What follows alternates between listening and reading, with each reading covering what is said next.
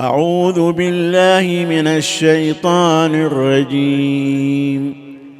بسم الله الرحمن الرحيم.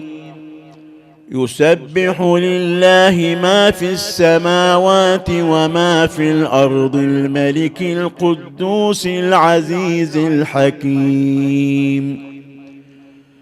هو الذي بعث في الأميين رسولا منهم يتلو عليهم آياته ويزكيهم ويعلمهم الكتاب والحكمة وإن كانوا من قبل لفي ضلال مبين.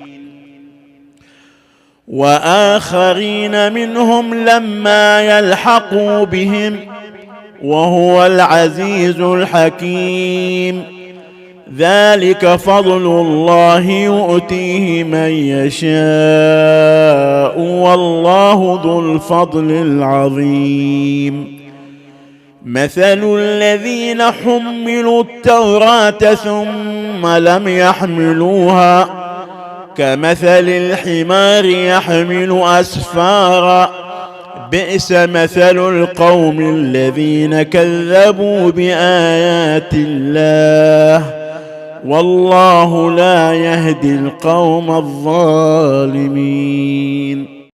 قل يا أيها الذين هادوا إن زعمتم أنكم أولياء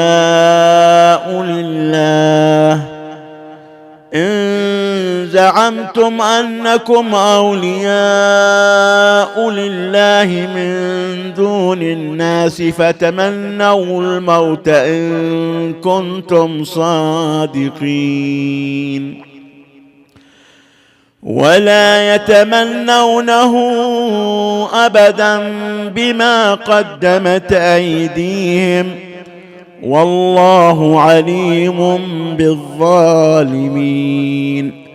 قل إن الموت الذي تفرون منه فإنه ملاقيكم ثم تردون إلى عالم الغيب والشهادة فينبئكم بما كنتم تعملون.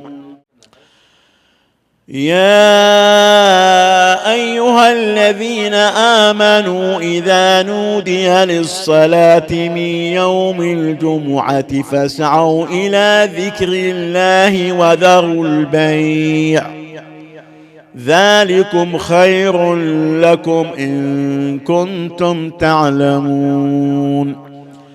فإذا قضيت الصلاة فانتشروا في الأرض وابتغوا من فضل الله واذكروا الله كثيرا لعلكم تفلحون. وإذا رأوا تجارة أو لهوا انفضوا إليها وتركوك قائما قل ما عند الله خير من اللهو ومن التجارة والله خير الرازقين.